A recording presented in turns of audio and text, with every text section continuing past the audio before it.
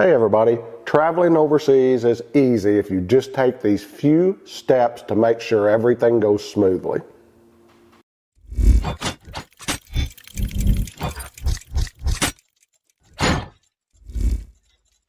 Hey everybody, first thing you want to do is figure out where you want to go overseas. Do you want to go to the Philippines? Do you want to go to Thailand? Do you want to go to Japan, Hong Kong? I can tell you from my research, I found Hong Kong was extremely expensive. The Philippines was a cost-effective place to go, and Thailand. I'd narrowed it down to those two. I chose Thailand because of their infrastructure. I felt like it would have more of what I was looking for. Now, watch some videos, do your research, and you'll find out like what the cost of living is, how some people are living. Take a lot of this with a grain of salt, because some people will shoot their videos and they'll be living really high-end or vacationing high-end. Others will go over there and their goal is to see how minimal they can be. So it's going to depend on what you're looking for out of your trip, but you'll be able to get some really good ideas of, what type of money you're willing to spend and what you can do for that amount of money. So watch some videos, do your research on Google, make a decision of where you want to go, and then after you do that, you can delve a little bit deeper into that country and start thinking about the places you want to go and seeing what the cost is in those different places. Because I know for me in Thailand, that can vary too. If you go to the main tourist attraction places like Phuket, then you're going to pay just a little bit more. If you stay in a place like Bangkok, you're going to find your expenses are going to be a little bit higher than if you go to some place like Chiang Mai or Chonburi. So there's different levels of travel, just like in any country. Depending on where you go to the tourist areas, you're going to pay a premium price. You go to some more of the local or cultural areas that, say, the Thai people visit like I did, then you're going to find it's going to be a more manageable cost for your trip. That's what I chose because I liked mixing in with the culture and I liked the food. I liked not being in the more tourist trap type areas. So first decide what country you want to go to, then decide and research the areas of the country and the cost to visit those areas. As far as it goes for flights, what I did was I got on the computer at home and got on Google Flights and did a search. I then find flights that I thought were in the time range that I wanted to go take the trip, and I would put a watch on them so that it would alert me with emails of when there were price changes, high or low. I'd suggest doing this up to 30 days beforehand so you've got plenty of time because you can really catch some good deals. I got this last round trip ticket to Thailand to where I was going to stay for the little over a couple months, and I only paid $1,358 for round trip tickets. So if you search, you can get some really good deals on flights to go over there. I will forewarn you though, I seen flights that would go as high as $4,000 and $5,000 round trip when I first started looking. But you need to place that watch on there and change your dates. There's certain days of the week, and if I remember correctly, I believe it was on Tuesdays and Wednesdays. If you could pick days like that to travel on, a lot of times you can find your best deals on those dates. Okay, so you've decided where you're going, you've found your flight, now it's time to get down to the nuts and bolts of planning. I'd get me out a sheet of paper, you can do it however you want, get on the computer, and start writing down what you're going to have to make sure is taken care of while you're gone. Remember, you're going to be halfway around the world, so communicating back here is not that easy. I made sure that I arranged with my banks for my credit cards to work over in Thailand and gave them the amount of days. I also took all of the emergency phone numbers off of the back in case I would lose a card, and I made sure they had an international number because you're not just going to dial an 800 number from over there.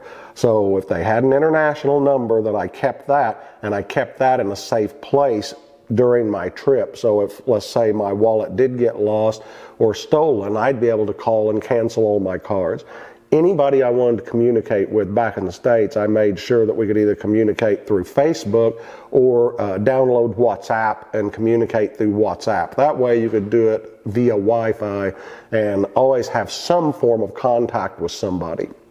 I set up a couple of close friends I had back here in the States with WhatsApp, and whenever there was anything they were concerned about, like weather or my house, anything going on, they could get a hold of me 24/7 through WhatsApp, and it worked flawlessly. So remember, think about how you're going to communicate once you get over there. The other thing I did was I took a second old iPhone. When I got over there, I bought a SIM card for it, and I set it up just strictly as a personal hotspot. That way, if I was out traveling around Thailand, I carried that hotspot with me. I just simply turned that old phone on as a hotspot and connected to the hotspot with my good phone. That way I had WhatsApp, I could get on the internet, I could use Google Maps, I could use anything that I needed to use, and it wasn't an issue. And the SIM was costing me $30 a month, so it's not like that was a big deal. So remember, think about how you're going to communicate, think about your bank, think about your bill payments, put your mail on hold so you don't have a mailbox get full and people know you're gone. Maybe put some timers on your lights, or have a close friend or neighbor that will keep an eye on your place. That would be one of the first steps I would think of doing whenever I was getting ready to plan for my trip. Okay, what are you going to do for spending money when you're over there? Well, you've got your credit card, but I can tell you in places like I went in Thailand, cash is king. Most places don't even take credit cards. I was keeping those for an emergency if I had to go to a doctor or hospital. So if you go to your bank before you go, and let's say in my situation, you get maybe 1,000 or 2,000 baht, which is, $60, $70 that I can use in the airports whenever I'm over there. Get that ahead of time. It can take them up to 2 weeks to get it at the banks in my area anyway. And I wouldn't get a lot because your bank's not going to give you the best conversion rate that you can get. I'd just get enough so you had a little bit of change in your pocket when you arrived. Before I left, I set up an account with Wise and linked it directly into my bank account. This was an easy method for me to transfer money. When I got over to Thailand, I went to Bangkok Bank. Bangkok Bank is foreigner friendly, so they let me set up a bank account there with a debit card. I then connected Wise. I would have it take money from my account in the United States, and I would transfer it over to my Bangkok bank account, and it would convert it. And it was costing me $6 or $7 instead of taking money, costing me $6 or $7 every time I'd take a draw on an ATM. So I could send over maybe, $1,000, $2,000 at a time. It was costing me roughly $10, $15 to get it over there, but then it was in my Bangkok bank account and already converted to Thai baht. I'd go over to ATMs, and just like I do here in the States, I'd draw out about 10,000 baht, which is about $300 or 350 bucks, and I'd keep it in my wallet, and that was more than adequate to last me for a long time because it's so extremely cheap over there. So think about what you're going to do on your money. There's many different ways to go about it. Mine's not necessarily the best way, but it's the methodology that I found worked for me. But just don't forget that. You're going to have a way to transfer your money either over there. I would not recommend carrying a huge sum of money on you. I would not because of any dangers or anything like that. It's just, why take the risk of losing it or having something happen in a foreign country like that? Just, set you up a method to where you can transfer it and get your money easily from the States or wherever you're from over to an account there in Thailand, Cambodia, wherever it is you choose to go. Okay, you've got most of the things taken care of back home and set up. So now then, what are you going to take with you? Well, I can tell you, don't overpack. What I did was I got me a military backpack off of Amazon, about a $20 backpack, and I used it to haul my electronics. That way I could keep those with me and didn't have to worry about it. So since I wanted to make YouTube videos and record a lot of things, I carried my laptop in it. I used strictly my iPhone as my camera over there. I took a little mini tripod. I took a DJI gimbal and a DJI mic set, wireless mic set, and a few cables and odds and ends. And the other useful thing I took was a charging bank. That charging bank saved my backside many times when I was out traveling and using a GPS on the phone and the phone was about to die. I could put that charging bank on the phone and continue on smoothly, no problems whatsoever. So that was one thing I did, was electronics in a backpack so I could carry that on the plane and keep it with me and keep an eye on it. I then took one just standard carry-on luggage, and I say carry-on, it was actually checked bag, but they're the small ones you can carry on that are rolled. I really didn't take a lot of clothes in it because over there, clothes are very, very cheap. You can go in down to these beach towns and whenever you go around and you can buy some t-shirts and they may cost you, $3 US dollars a piece for new t-shirts, shorts, $2.50 to $5 a pair. So it was like, why even take all of this stuff and worry about hauling all that? So I didn't do that. I took a few shirts that I liked, a couple pairs of pants, a couple pairs of shorts, underwear and socks, and a pair of running shoes and a pair of hiking shoes that I just wore. And then it left me room to haul some other things back with me that I'd want to bring home as souvenirs or gifts for people or things like that. So don't overpack, don't overthink it. You can get anything you need over there. There are plenty of 7-Elevens in Thailand if you go there, or there's the same type stores, just different names that will carry absolutely anything and everything you could possibly need. It's easier to get it when you're over there and then just dispose of it before you come back. Okay, so once I got over there and got everything set up, my bank account and all of that, I kind of decided I wanted to do a test run of everything. So I did a transfer from my bank in the States to that bank. Then I went to the ATM, did a withdrawal. Then I found a place that would take charge card for a dinner and use my charge card. That way I felt comfortable that it would work and the bank hadn't put some odd hold on it. I got my SIM card. I tested out my computer to make sure it would hook up to my hotspot that I had taken and that there were no issues whatsoever with it. Then I could relax and start thinking about where am I going to go? What do I want to see? Well, I already had a destination in mind, as I'm sure you'll have. But what I would suggest is don't just go for the first place you see on the computer. Pick some place in the area. Let's say in my situation, you're going to Phuket or wherever, Pattaya. Find some place you can get relatively cost effective for a couple of nights. That'll give you a couple of days. And when you're there and you get boots on the ground, go walk around. Look at these places that are available out there.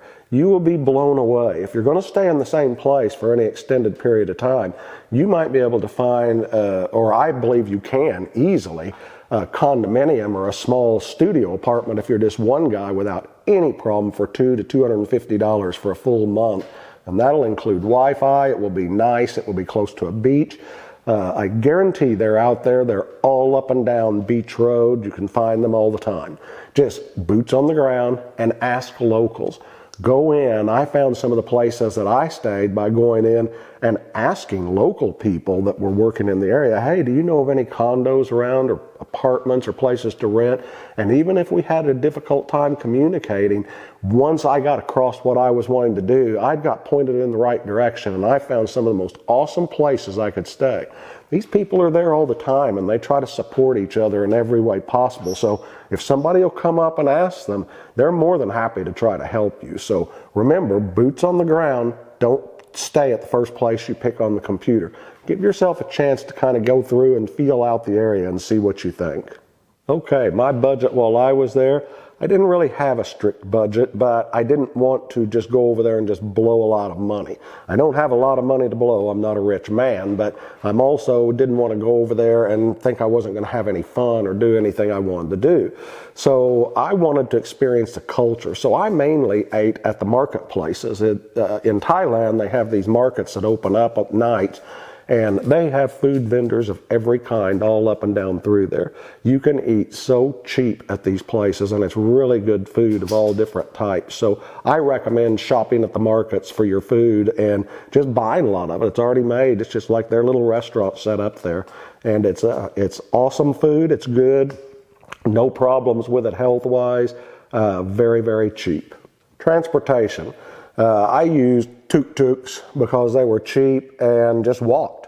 Most of the areas I went to, I just wanted to walk and explore, so I really didn't take cabs around anywhere. I was in Jomtien and Pattaya area for a lot of the time, and I like to hike and walk and exercise, so I could walk 5 miles up and down the beach and cover just about anything I wanted to cover. Then if I traveled to a completely different area, Then I'd take and hire a driver, and I'd go to that different area, or my girlfriend, we'd drive together and we would go there, and then once we got there, we just walked everywhere. So transportation is a minimal issue for you over there. Just get to your destination and walk.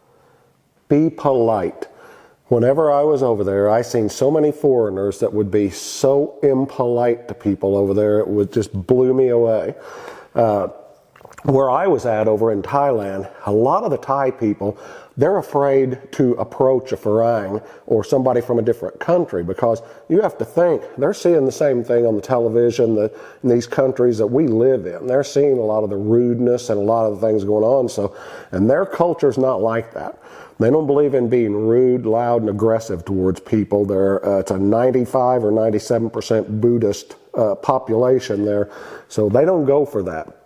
So if you will go up, be polite and nice and just speak kindly, you will be amazed at how quickly they want to help you, and they will do everything they can to do so. So please be a goodwill ambassador from your country and be polite whenever you're over there. Remember that you're not there to change their rules. You're not there to change their culture. You're there on vacation just to visit.